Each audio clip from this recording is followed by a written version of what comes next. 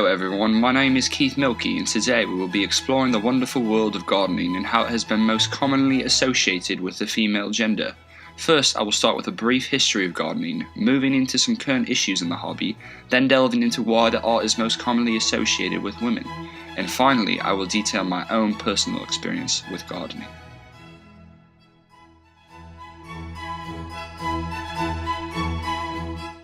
Gardening takes its roots from the centuries-old practice of farming. According to Wolfgang Hack of the periodical Science, farming started roughly 7,500 years ago in Neolithic Europe. In this age, the people were responsible for finding or planting their own food. As the human race began to become more industrialized, people started moving into single areas, creating cities and suburbs. Grocery stores began to service all of the people's needs, while farmers would supply the stores from the countryside. As this trend continued, many began to yearn for the freshest produce, and also at the same time wanted to enhance the aesthetics of their homes. Women, viewed as being primarily homemakers until the time, began planting flowers, vegetables, fruits, and other plants around their homes. This practice took a surprisingly large jump during the Second World War. As resources began to be rationed for the effort, the American government began a large ad campaign for citizens to grow their own victory gardens. According to Claudia Reinhardt of LivingHistory.org, over 20 million Americans answered the call.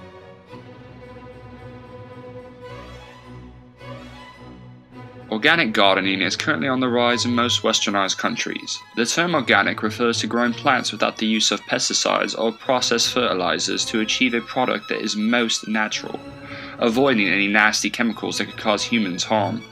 According to Roy Hubbard of Rodale'sOrganicLife.com, some common organic methods include using compost as fertilizer, using garlic to deter pests, and to create physical barriers against predators.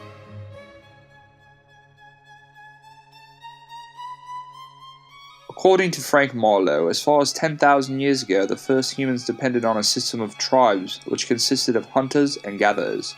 As men were more biologically fit to hunt, women were most commonly gatherers. Gathering consisted of picking fruits, grains, and vegetables for the tribe.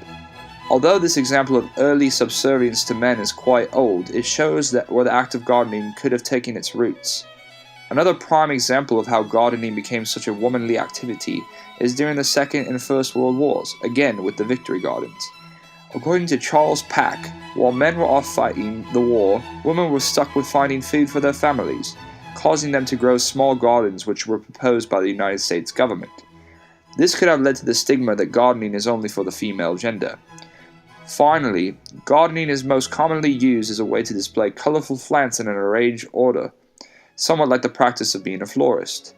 Flowers, or any objects that are very colorful, are usually connoted as feminine in our society, so it only makes sense that the practice of gardening would also be seen in this light. According to Katie Scott, flowers are most often seen to represent women because of their delicate nature and beauty.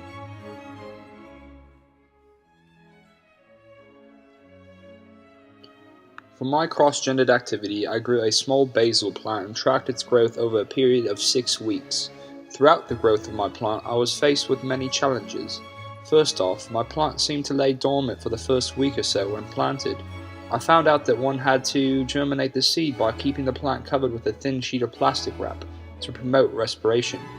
A few days after the wrap was installed, small seedlings were viewable. It was quite exciting to see new life emerging from what was once before just a pot with dirt in it. The basil began to grow rapidly, growing a few inches in height every week, much more than I had previously expected. The basil is almost to the point of harvest, and I cannot wait to use the leaves in a delightful pesto pasta recipe that I have been wanting to make. I would definitely consider gardening as one of my future hobbies, even though it is not one that I previously would have viewed myself doing. Gardening has many health benefits, mainly since fresh fruits and vegetables are a great source of nutrients. Altogether, gardening is an interesting hobby, and I plan to have my own personal garden someday in the future.